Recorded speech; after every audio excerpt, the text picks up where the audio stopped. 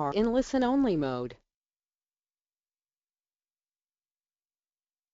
Good afternoon, and thank you for joining us today for an introduction to Smartlogic and Semaphore.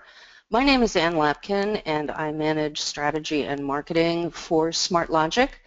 With me today is Stuart Laurie, Senior Solutions Architect from Smartlogic, who's going to be taking us through an introduction to Semaphore with some very, very nice demonstrations. We are running this broadcast in broadcast-only mode. You are all muted. Please feel free to put questions in the question box in your GoToMeeting console, and we will be answering those questions at the end of the session. In addition, we will be asking you some questions during the broadcast. We have several polls, so we'd appreciate it if you would take a moment to answer the poll questions. We will share the results with you at the end of the broadcast. And without further ado, I'll turn it over to Stuart. Stuart? Thanks, Anne. Thanks for the introduction, and welcome to everybody. So as I mentioned, what we're going to do is give a pretty high-level introduction into Smartlogic and Semaphore, and a lot of the use cases that we see our customers finding challenges with. So as we look to the content of this webinar, we're going to discuss very briefly, what we see as the opportunity for content intelligence platforms. We're going to discuss, in actually quite a bit of detail, some of the different use cases that Metadata supports. We're going to talk about, how Semaphore, our product, meets those goals. And then we're going to go into some live demonstrations, really starting off with some very basic examples, going through into something, hopefully a little bit more sophisticated in terms of how people are using metadata to solve their business challenges. And finally, as we step back, what we're going to do then is go into the core environment where we maintain and build taxonomies and ontologies and take you around the product set. So, as we look at the organization and the opportunity, Smartlogic believes there's a huge business value locked away in content. We see a lot of that content being structured. That's typically well managed now, semi-structured, not so much, and completely unstructured. So what we know from industry quotes is that 80% of the content in organizations is unstructured, and that's consistently growing, and that's the least controlled or governed. So what we want to be able to do is help organizations unlock the value in that content. And the way we approach that is by helping them describe that content in a way that's consistent with their use cases. Typically, we do that through adding metadata or extracting metadata from the content. So that's going to be our first question, our first poll. I'm going to push it up now. What do you see as the key pain points in your organization? So what I'm going to do for each of these polls is probably leave them open for about 30 or so seconds. So please feel free to put in as much as you can in that time. And looking like we're getting some very good results already. So let's give you about 3 or 4 more minutes, 3 or 4 more seconds, and then we can end the poll. Awesome. Thank you for the excellent feedback. Apologies to anybody who took a little longer to get in there. We'll have 2 more as we go through the presentation, so we'll hopefully get everyone feeding back into those as well. So as we look to a lot of the use cases that we see in the industry, they vary quite a lot based on where we are in the kind of content life cycle.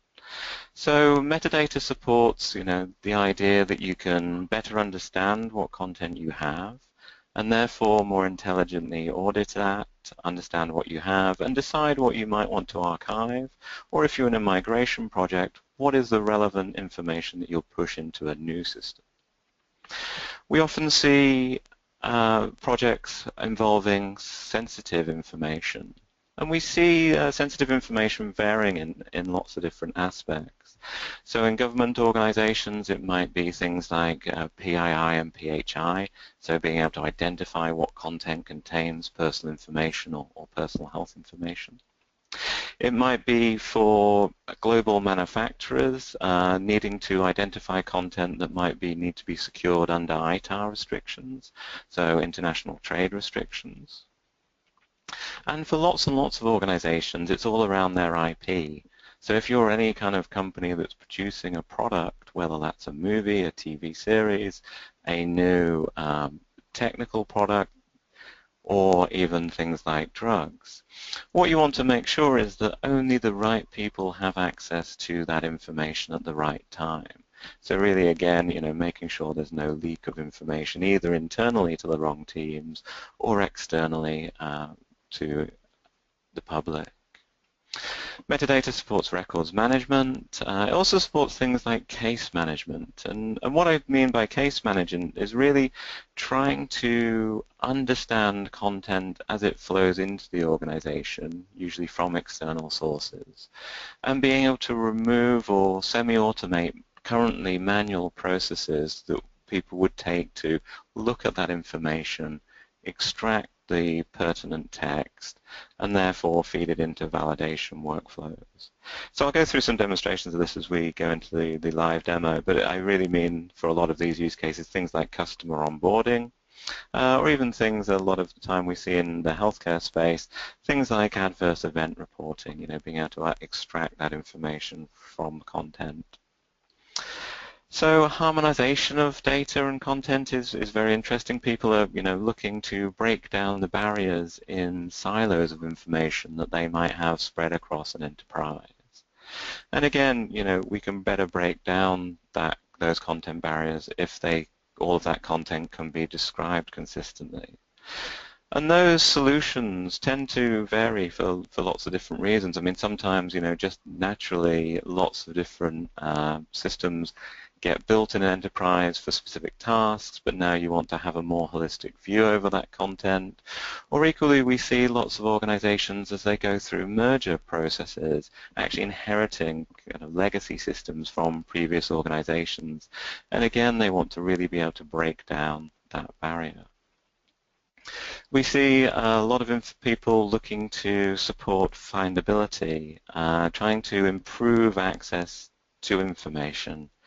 And again, in its own right, this is a huge topic. There's lots of different ways we see this. Everything from internal search, people trying to find expertise in their own organization, try to learn lessons from their previous experiments and previous projects, or even trying to stop the loss of information as workforce retires, and of course to enable content reuse to enable operational efficiencies. But then we also look at discovering and presenting information externally. So things like marketing organizations, product websites, creating an environment that keeps people on your website. So we work with major news organizations to help them create things like sticky websites, always giving them new things to present to their users to help them keep coming back as a single source of truth. As we then look to customer service, again, findability is part of that. It's about how can we help people self-serve. If we can do that, then we can avoid them actually phoning up the customer support team. But if they have contacted the customer support team, well, also how do we support the team itself getting the right information back to the users? So again, all around operational efficiency there. As we look to things like business intelligence and analytics, then again I'll show a couple of examples as we go through the demonstration of how we can use metadata to drive deeper into some of the content that might exist in an organization. And again, we work with lots of publishers, so monetization of data of their assets is key as well. So how can they target their corpus of information to specific markets and gain new value? So lots and lots of use cases there. But also we see, customers coming up with their own interesting use cases that they ask us to solve. This is certainly not the finite list that we're looking at, but just a couple of ideas of how we use metadata to solve business problems. So as we look to Semaphore, what are we trying to do to apply metadata that will help solve those problems? Well, we provide tools to allow people to build a domain vocabulary, something that describes their problem and that can be used to therefore describe their data. So we call them semantic models. They can really, in truth, be anything from just pure lists of terms up through taxonomies and thesauri into ontologies. And we know there's an effort involved in this, so we provide tools to aid in the building of those ontologies. So anything from simple import mechanisms, reaching out to linked data or linked open data areas, from tools that will help analyze existing content and suggest vocabulary to the ontology editors, through to tools that support mapping and support engagement with subject matter experts. So a whole tool set around creating that vocabulary set, creating those taxonomies and ontologies. And you heard me say, a lot vocabulary set. Actually, it's interesting what you can do with ontologies. There's lots of different ways of viewing them. So mostly through the examples we'll see today, actually I really do mean controlled vocabularies and taxonomies. But as we look at some of the features of the ontology management and how they may be used to model things like data models, there's lots of different ways you can use these tools.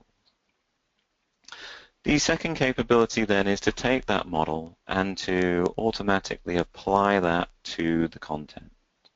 So the ability that you can tag up the documents in the way that you want to describe them to support the user journeys that you have in the organization. And actually in that classification engine, we have a number of different capabilities.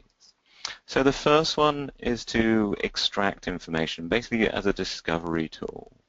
And we extract about 38 different entity types, everything from people, places, organizations, through to sentiment, date ranges, numerical values, measurements. And I've shown us some demos why that's interesting. Then we also have the rules-based classification. So rules-based because what we found through lots of experience is that that's the most accurate and controllable type of classification. So it really gives you a high level of precision and recall. And then the third capability that we have there is to be able to extract facts and relationships out of content. So not just saying what a document is about, but trying to understand the things that are going on in that document. And we have capabilities to output all of this as just pure XML, or in the latter cases, RDF, RDFA, so essentially marked up content. So that helps us enrich all of the documents. But then, of course, we also want to present the ontology at search time so that we can make sure we surround the existing experience with some of that context of the ontology. And this is where I'm going to kind of show a lot of this in some of the demonstration. You'll see, why that is interesting. And of course, we do this at enterprise scale. We have multilingual classification and ontology management, and we support classification in many, many different document formats. I think roughly about 300 at the moment. So lots of capability there. In terms of some of the places that this has been deployed, we're obviously very proud of our client list. There's some very big organizations there. And the interesting thing for us about that is that, Semaphore's proven to be deployed across, fairly complex environments.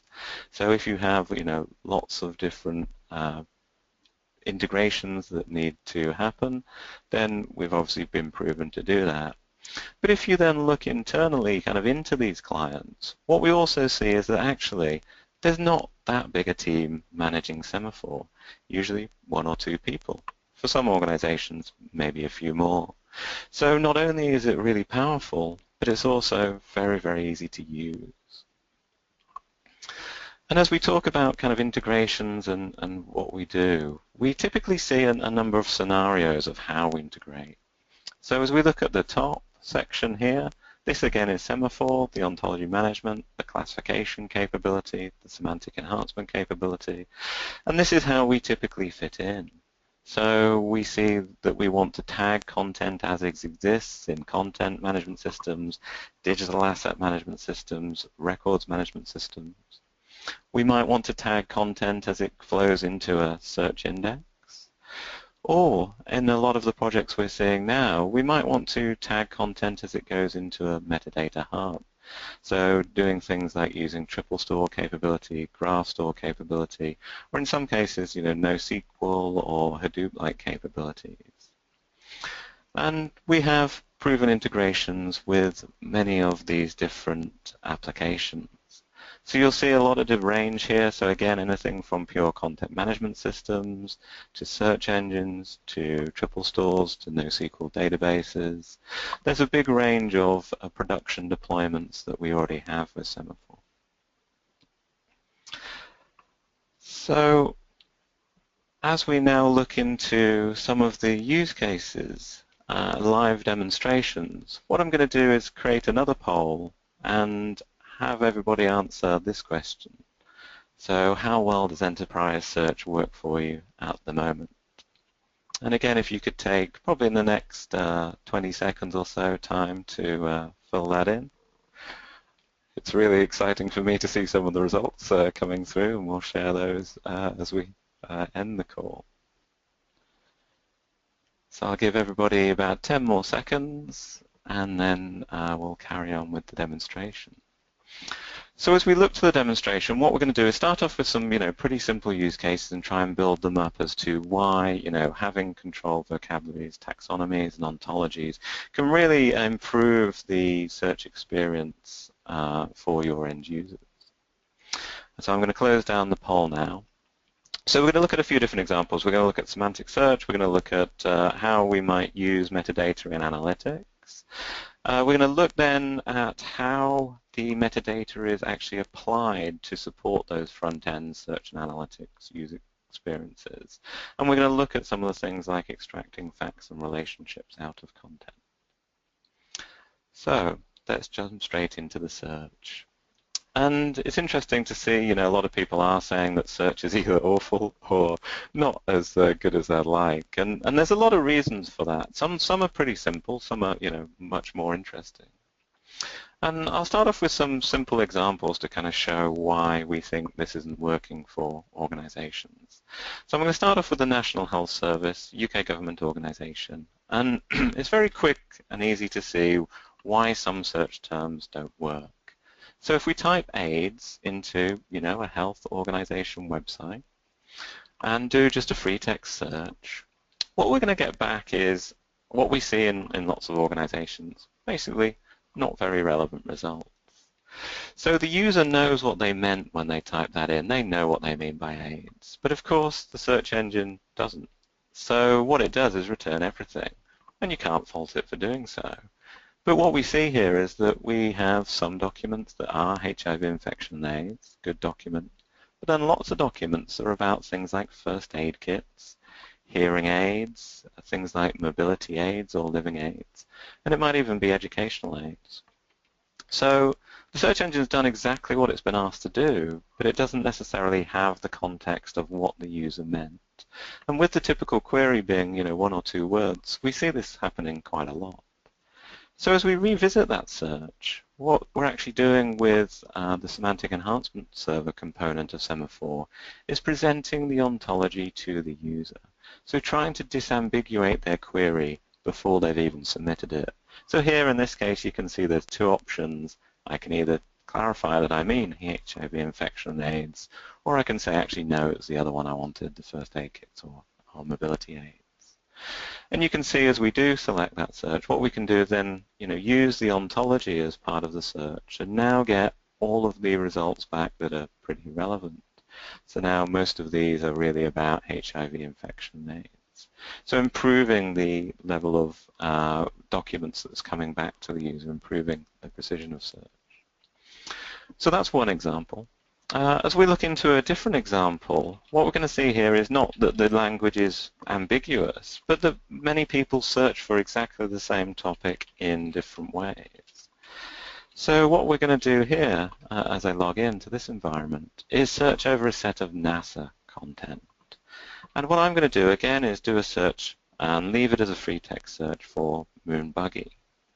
Again, what we're going to see is actually lots and lots of results. So we're going to see 2,100. Again, information overload. It's really hard to use. And we can see the highlighting here that it's not even really giving us that relevant results. But again, either through these suggestions or as we started typing in that search, we can see that we're being suggested many different things because we've modeled these in the taxonomy or ontology. So it might be because I was looking for moon buggy, actually what I really wanted was the lunar roving vehicle. And we can see in this case we're also presenting other information about what facet or what branch of a taxonomy it might come from. And when I select this term, what we're doing now is actually taking it directly into all of the content that got tagged with this concept. So we've used classification on the back end to tag all of this content, and now we're using the ontology at search to help people again disambiguate. And we can see instead of that 2,100 results, we've now got 59, so it's a much more focused result set. But what we can also see based on the highlighting is that we're getting all of the synonyms used in the ontology to bring back this content. So it doesn't matter whether the document itself talked about the moon buggy, the lunar roving vehicle, LRV, or lunar grover. It can come back from any of those. So again, really improving the set of content that's received back to the user. As we then look at some of the other capabilities, of course, what we're also providing is the ability to drill down into different topic areas. So using the hierarchy of a taxonomy to say, well, these are things that you might want to refine your search with. This will hopefully get you to a much narrower result set that maybe answer the question or gives you that supporting information you need. So again, using all of the metadata and the hierarchical structure to narrow into content. But also then, as we look over on the right-hand side, we have the ability to use the ontological relationships, the things that relate between branches, to say, well, if you're interested in about lunar roving vehicle, what you really might be interested in is some of the missions that vehicle is used on. So you can then start navigating around the ontology to say, well, actually, yeah, it was the mission that I was very interested in. And we can see more information here now to say, what other vehicles were used in that mission, who crewed them, things like that. And if we hover over any of these terms, let's try this one, what we should be able to see is information on the concept itself. So again, this is actually being drawn straight from the taxonomy. It's a single place to manage all of this surrounding information and be able to present it directly to users. So again, really interesting. And as we look at these relationships, there's lots of different ways that we can use them. As I go into this example, it's actually a financial news example. And what we've done here is that we've tagged up a lot of content around things like financial events, but also things like the organizations that they're mentioning. So what is the event? Who's it happening to? And it's really interesting because when we tried to build this application, what this organization really wanted was not necessarily an organization level of report, but actually much more at the thematic kind of industry level, what is happening in this industry, what is happening in these locations. And what we quickly found is just using something like entity extraction that looks for company names or just using a taxonomy wasn't enough, because these documents only mention the companies. They don't actually mention the industry that they're in. And it's really through the ontology where we relate organizations to those industry sectors and to the major locations that affect those organizations that you can really build up that broader picture, and you can get to that level of, now I can see what kind of things are going on in what sector. So we can see we can use the relationships from that side. We can also use the relationships from the promoting content side. So again, if I'm specifically interested in researching a single company, Well, I could just present only the results that specifically talk about that company. But that's not really going to give me the complete view. What I really want to know is, what's happening to the competitors of this company, what's happening in the industry of this company, what specific events or topics might affect, my decisions of, in this case, investing in an organization. And again, using that ontological structure, you can really kind of not just give people back the raw content, this is what talks about this company, but then really start to present a much more kind of relevant result set, which is, these are all the topics and events that are happening that might affect, the company directly, the industry, locations that that organization manufactures things, all kinds of different ways of slicing and dicing the content. Then, as we move off into other ways of using the relationships, we see some very interesting things happening with how we display ontologies and how we use them as navigation tools to help end users get to the right content. So if we again go back to the National Health Service, in this case look at the Health Explorer, what they're trying to do is really guide people through the search experience. And if we imagine this being a customer support interaction, well, we can see a couple of things that are going to happen. One is that we can try and help people self-serve by giving them a set of options and workflow through the content. But also at an endpoint, I might want to recommend them a specific contact point. So let's have a look at this. We've done a search for diabetes. You can see we're presenting content. We can then show the ontology and say, well, okay, we know you're interested in diabetes, but actually, is there something more specific that you're interested in? So it might be that I'm specifically interested in narrow term type 1 diabetes. And now, as we go there, we refocus and say, interesting, we know you're interested in type 1 diabetes, so tell me what do you want to know about that? Do you want to know what to eat and drink, how to stay healthy, what the symptoms and signs are, or maybe what the treatment? So again, we can go into navigating the ontology and say, well, okay, treatments for type 1 diabetes, insulin, pancreas transplant, long-term management. As we go into insulin, for example, then it may be that this is the point where we get to an end, which is, okay, now we know that you're looking for insulin for the treatment of type 1 diabetes. Well, here's some relevant content. So hopefully what you're going to do is you're going to self-serve, and that's going to avoid cost for the call center to answer that query. But maybe that isn't going to provide the answer. Content doesn't always. So it might be that actually we want to get you to the right point of contact. And so as we look at the healthcare facility, well, we specifically want to recommend someone to go to the diabetes clinic because that's where they're going to get the right information. So, if you imagine this again as this customer support interaction, what we're doing is, either presenting content that they can use to help themselves, therefore reducing cost of, receiving a call in the first place. Or if that's not good, then what we can also do is recommend them the specific point of contact to talk to. And that, of course, again, is going to save cost in the sense that you won't be bouncing people around a call center. And, of course, it's going to save a lot of user frustration when you're put on hold 8 times to get to the right piece of information. So lots of interesting things we can do with the ontology through the relationships. But we're also seeing people wanting to do more with the searches themselves. So what we did when we looked at the first few examples were very simple single-word queries. What we're going to look at now is trying to take a query that's, again, very ambiguous, but in this case, a lot more specific, and try to break that down into metadata so that we can answer that query. So if we imagine this to be a customer support query, someone's coming in and saying, well, there's an issue. The issue is BSOD launching Strata. And what we want to do now is normalize that against the ontology so we could provide some relevant content to them. So as I click Solve It Now, we can see that launching gets normalized into our issue with the task starting this product. We can see that Strata got converted into a specific product. And we can see that BSOD is normalized into a symptom, which is blue screen of death.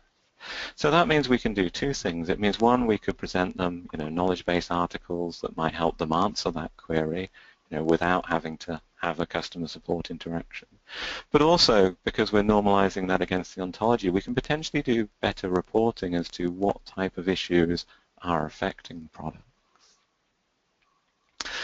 That again takes us on into a very interesting kind of way of looking at things. In this example, we're going to use a BI interface, so in this case, Tableau.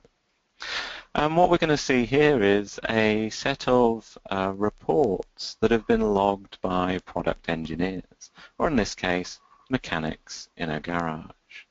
So again, you can see this interesting mix of structured information, the car that's being repaired by this organization, and then some unstructured information, things that actually detail what the issue was and maybe what the resolution for that issue was.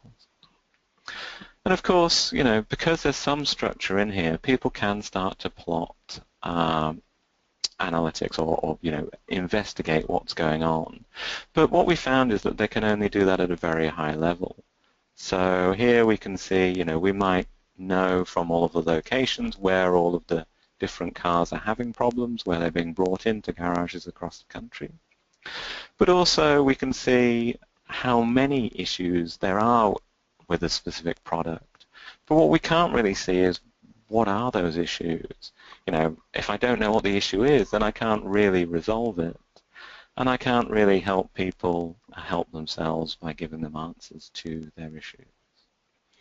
So that's all of the data as it existed. So what Semaphore is really doing here again is focusing on the normalization of these unstructured fields. So we can see we're looking at the issues, the comments, and trying to pull out a normalized way of describing what those problems are, and not needing to bleed breaks, reprogramming PCMs. And we do that with problems and then potentially the resolutions. So what that allows you to do is, of course, more easily or more readily report on the type of issues that are going on with the product. So you can then obviously feed back into, the documentation team, so they might update the documentation to help, solve that problem. It might be fed back into the product teams, so they can either, fix the problem if it's their internal thing, or maybe even look to change manufacturers if there's a consistent issue with a certain product set that they're getting in. But also you can use it right from the front end, how to help the end mechanic in the garage. Because here, if we imagine the scenario where we've got a Honda Accord 2.5 litre and it's not starting, well, based on previous history, we now know what the two most successful things are to resolve that problem. So either changing or flashing the PCM or the PCM. And we can again use the ontology to extend this scenario. So we mentioned that there was locations, we know where this car was brought into. And if we do, then we can approximate a location with a condition. So it might be that if I was back in the UK, we might think it's very wet over there. And it might be, as we see here, PCM definitely is the strongest thing that is changed or flashed to resolve the issue. But if we come into my current native location, California, then actually, because it's a dry condition, well, it might be a completely different thing that has to happen or has to change. So again, really, taking some of that information that's, held in databases, sometimes people call it structured, but it's really structured, normalizing that and using that to feed into the analytics. So as we keep going back, what we can see next then is, how does that metadata get assigned? So we have lots of integrations with lots of different content management systems. I'm sure a lot of people will groan when we see this, because they're going to be very familiar with SharePoint. So what we're going to do here is kind of look at how we typically integrate with content management systems, but we use SharePoint as an example just because we know, lots of people have it. And what we're going to do here is see, how classification is applied. So as I come into a library and as I upload a document, we're going to see that document being automatically categorized against the ontology. Like all good documents that we find across enterprises, this one is very helpfully named PN115. So everybody knows what that means, right? So we're going to classify that, and of course what's happening here is that we send that document off to our classification engine. It compares it to the rules that we've given it, so basically what's in the ontology, what do we want to tag this content with, and it's going to automatically return that information to us. It's going to say, oh, this document is all about these different topic areas. So, there's a massive manual reduction effort here for people who would otherwise have to manually tag that content. But we've also seen an increase in consistency and accuracy of classification using automated tools. And in this mode, and you can choose how you want to do this, in this mode what we're also doing is allowing people to assist the classification tool by adding in additional topics that they feel relevant or removing topics that they don't. So here was what we call the assisted mode, basically automatic classification as a starting point, and then being able to refine that. And again, this integration pattern is used, throughout most of our content management and digital asset management systems. So we provide assisted classification, but of course, we also provide automated classification in the background. So while we always like to show this because it's the most interactive view, at the back end, what we can do is just automatically categorize all of the content that's in a system. So lots of different capability there. As we look at a slightly different example, what we're going to see now is creating a business workflow based on the ontology. So in this environment, I'm going to come in and upload a couple of documents. In this environment, I've specifically set it up to look for things like record types, for topics, for products. And as I upload multiple documents, what we're also going to do for them is scan them against anything that might be deemed sensitive. So if I come in and pick these documents, if I pick the resume, a public document, and a document that happens to contain HR information, or in this case a social security number, we can upload both of those files. The same process is happening with classification. We're tagging up against all of the relevant topics. And then what we're going to see as we come back into the SharePoint environment is that we're going to move some of that content based on its classification status. So the eagle-eyed viewers will have seen that we have this kind of more open library, shared documents, everybody can access it, and a sensitive documents library, so somewhere where only certain people can see the information. And as we go into that sensitive documents directory, we can see that document has been moved into there based on the fact it's got a sensitivity flag of PII, personally identifiable information. So again, driving workflows based on the categorization. As we look at another capability of classification, what we're going to see here is then the extraction of facts and information. So the idea here is that instead of really providing document level classification, what we're going to do is try to extract some of the information out of the document to aid in automation of processes, things like that. So here you can see what we're doing is actually submitting an adverse event report. And what we really want to do is help replace some of the manual effort that would have initially gone into looking through that document and understanding it. So you can see, for example, from the output that the report date has been extracted as 14th of August. We can see as we look at the groupings of these extractions that then we have information such as what trial is this? Okay, so it's a trial for Ambien for the treatment of migraines. What patient information do we have out of here? Well, we can see that we know that this is a 73-year-old Caucasian female. We can see that at some point they were given an ECG, and that again was on this 14th of August date. And we can see things like concomitant drugs, so what other drugs were people prescribed or taking at the same time as they're taking the trial drug.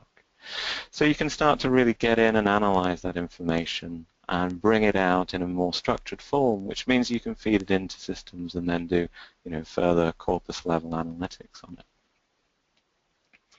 So lots of interesting use cases for metadata there. Next, what we're going to do is have a quick look at a metadata hub example. And this is pretty similar to all of the things we've been looking at in the past, just a slightly different deployment mechanism. So instead of integrating, as we saw, directly in the content management system, what we might want to do is bring all of our data, or even just links to the data, out and store that in a graph store or a triple store. And what that does for us is to allow, much more flexible querying over the data while leaving it in its source system. So not replacing anything here, but just building a new way of querying and inferencing over information. And this is really interesting because you'll have heard me, talk a lot about content and it being textual and it being semi-structured or unstructured. But here, of course, what we can see is that, these things might not be text. They might be video. They might be just pure structured data. So here we'd use ontologies to describe, media assets, digital assets, or even, normalized structured information as we combine it together in a triple store. So again, lots of different use cases for ontologies. And as we go next, what we're going to see is, a little bit around the core editing capability. So looking at how we might edit taxonomies and ontologies, how we might suggest vocabulary to build those ontologies, and how we might reuse external sources or even internal resources and link models together. So before I do that, I'm going to do one final poll. So if I can give everybody another 30 seconds to answer this question, then we'll move on into the final bit of the demonstration.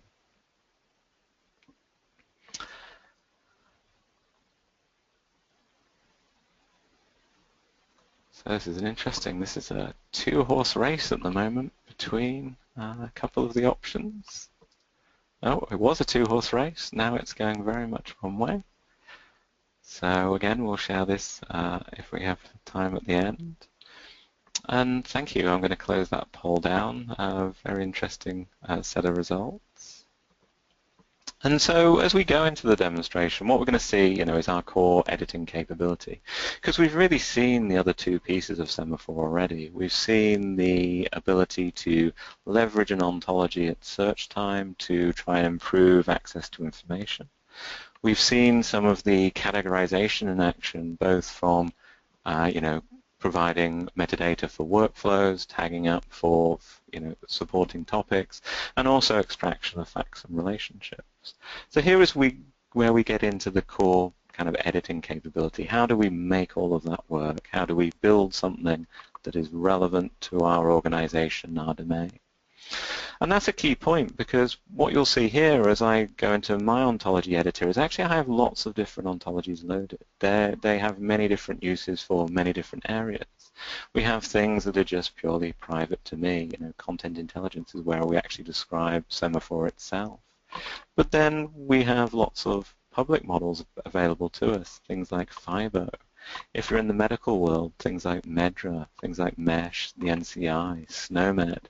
So there's lots of different ways to start with an ontology. We always try and recommend importing as much as you can. And a lot of people do want to adhere to external standards, but often need customization.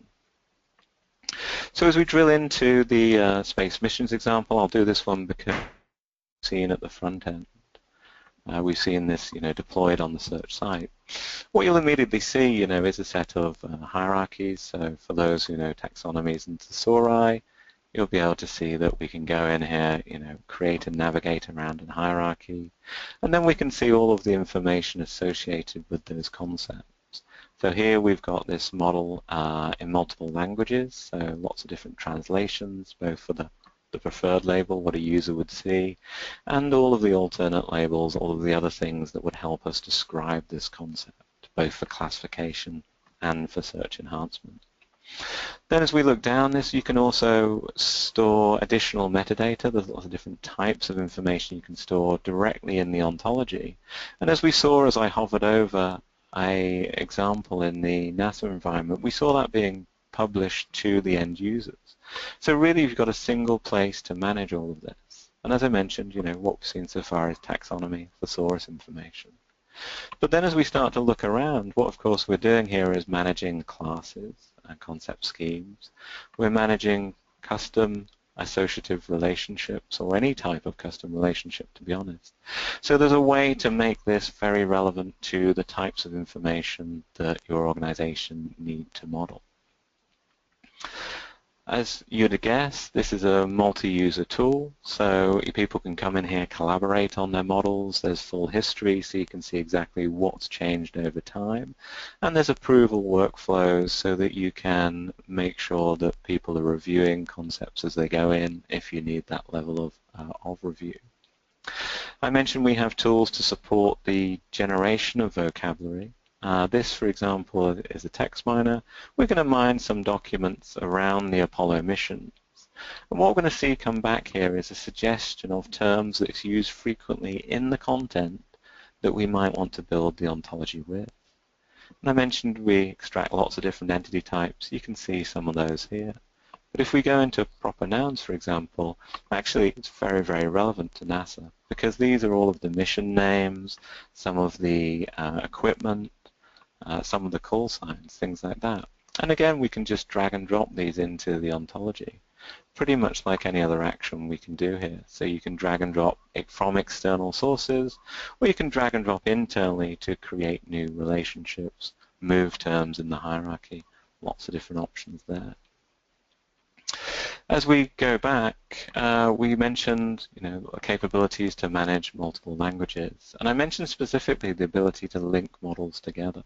And that's one of the key areas we're seeing a lot of people driving to at the moment. We see a lot of people across an enterprise trying to share taxonomies, so being able to have one department manage one aspect and another department maybe linking into that ontology and reusing some of its aspects. Equally, we see people wanting to normalize against public models. So if I imagine, for example, I was in a drug company, I can create my own model here, and then I can link out to some of the sources that are publicly available, things like the MEDRA, the MESH, NCI. So as I create this, what I can also do is link. So let's open that new model I've created. Go to our linking section. I can say, well, maybe it's MEDRA that I was very interested in linking to. I can link those models together. And now as I go in and edit this model, you can see immediately that actually I've got all of the terms that I selected from MEDRA being brought into my local model. And so what I can do now is, create my own concepts. Let's say I've got a drug list that isn't public yet. They're all in developmental drugs. And let's call this, Stuart's drug. And what I can do then is just immediately, relate to some of those terms from MEDRA. I may be interested in, for example, relating to some of the uses. So maybe that drug was for cancer pain. So you can immediately, use those concepts. But as we do that, because they're all based on URIs, as we update those external taxonomies, that information can also flow directly into the system. So you can see as external organizations update their taxonomies or ontologies, that information can be kept in sync. So lots and lots of different capabilities in here, just to give you an idea of what we do as part of the ontology editing. So what we wanted to finish off with then is just, how does subject matter experts, help with the review of these models? We saw a number of the other tools. And as we go into here, for example, we can see that really back to some of the visualizations that we showed through the National Health Explorer. So this comes as part of the tool as well. You can use this to, promote the work that's done on taxonomies or ontologies, or gain feedback from subject matter experts. So again, really the goal is to try and accelerate the development of the ontology by using as many experts as we can. So you can either browse around as I've just been doing, or leave comments and feedback on the model so that it comes back to the core governance team. So again, hopefully what you can really see here, going back to that kind of core message that I talked about when I talked about our existing customers, it's a very powerful tool. We support a lot of different things, both in terms of traditional kind of taxonomy management and, more of the semantic web, things like Sparkle editors, Sparkle endpoints, storage as RDF, the ability to interlink model. So a very powerful tool, but also with all of the tools there to support the team being the most effective as they can. At that point, I'll stop, see if Anne can join me again, and see if there's any questions we have, or maybe share the results of the poll. Well, let's start by sharing the results of the polls. If we look at the first poll, which was around the key pain points with unstructured information in your organization, a vast majority of you said that people can't find the information that they need. A lot of you said that you had problems with information governance and records management. I think we have shown how Semaphore addresses both of those problems in both the search enhancement and also in the ability to better tag and better classify and therefore better govern information. On the second poll, let me see if I can get to it. We asked you how well enterprise search works in your organization, and I will tell you that the results were not particularly surprising to us. 14% of you, a whopping 14%, said search worked pretty well. 54% said that it doesn't work as well as you would like, and 32% of you said that it was absolutely awful. And I think we've shown how Semaphore addresses a lot of those issues in improving the quality of enterprise search as well. And we asked you if your organization is investing in taxonomies or investing in improving metadata with taxonomies and ontologies, and a surprisingly large number of you said, yes, we are. We're investing in taxonomies or we're investing in ontologies. And a very small percent of you, we find this very encouraging actually, said that we know our metadata can be improved, but we don't know how. 8% said you're not investing in this at all. And we did get some pretty interesting questions as well. So I'm going to throw you one that you're really going to like, Stuart. And that is from one of our attendees who said, this looks very much like the stuff that you can get from the basic Smartlogic app builder. What are you doing to the data to make it smarter? Yeah, that's a very good question. Well recognized. That is exactly the basic Smartlogic app builder. So as we go back in there, I mean, this was the demonstration, and I assume I'm still showing my screen. Actually, you're not. Okay, let's make sure I'm showing my screen. So as we go back in there, what would have gone directly into Smartlogic had we just loaded the raw content is this middle section. I mean, this is a set of news articles, from a financial industry source. So pretty much without Semaphore, that would have gone in, and you may have got some basic entity extraction capability. So it might have said some organizations that live or that are talked about in this content. But what we've seen with just the basic entity extraction is that not only will extract just the company names, it also extracts things like New York Bankruptcy Court, which probably isn't something that you really care about. So at first, the taxonomy ontology is used there to say what companies are of interest to you, or at least read out some of those things that might not be of interest. But then, as we can see, that all of these facets or all of these kind of visualizations are being driven by the classifications that Semaphore's provided. So going in, understanding that text, being able to then extract things like, what event is happening to these organizations, what truly is the organization itself, and there's some interesting conversations around just ambiguous named companies that we resolve. Things like extracting facts from the content, like, what is the deal size? What is the actual number that was mentioned as being, either the amount that someone was acquiring someone else for, or maybe the amount of shares. And then, as I mentioned as part of the demonstration, being able to infer from an organization what industry sector that might be in using the structure of the ontology, or also what locations might be effective. So pretty much, as you see here, pretty much all of this faceting, all of these visualizations are actually driven from the metadata that Semaphore provided to Smartlogic.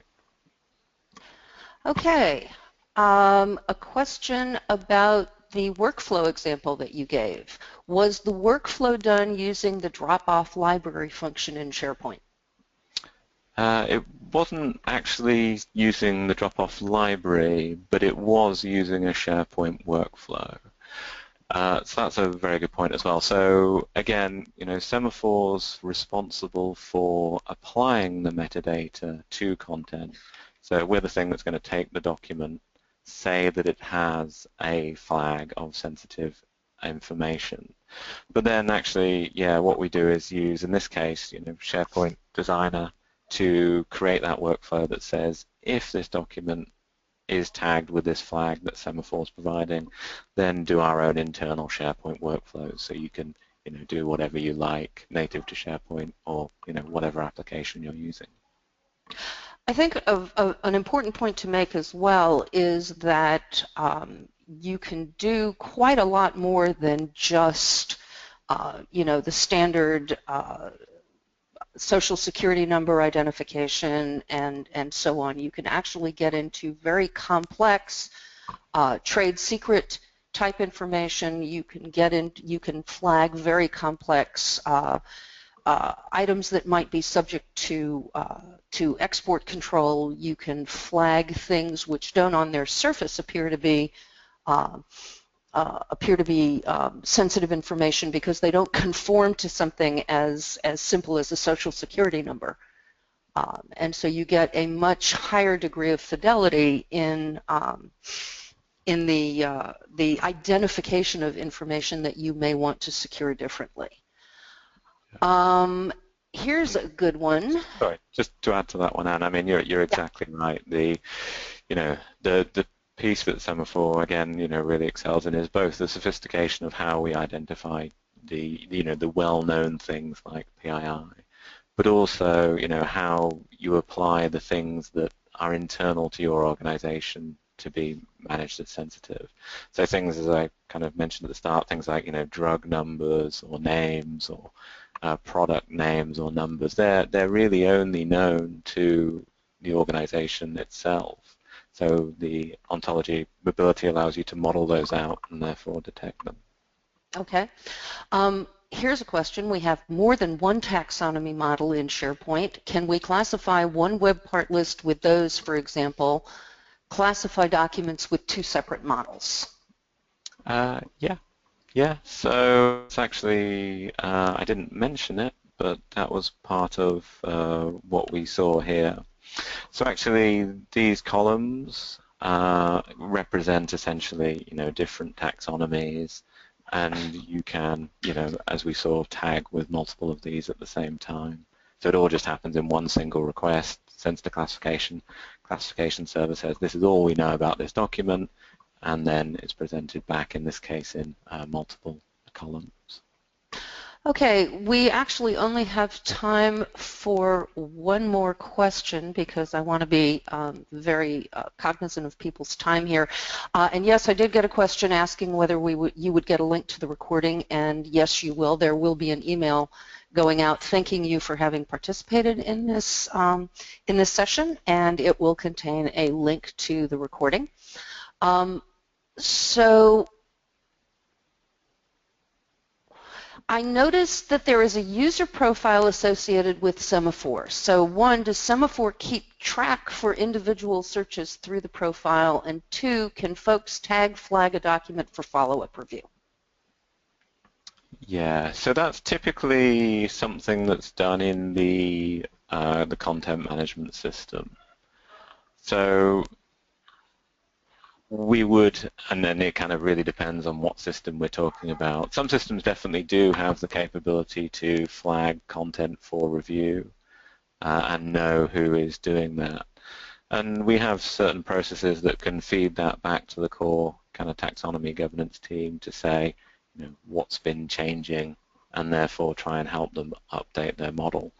But yeah, it's really dependent on what content management system is being used.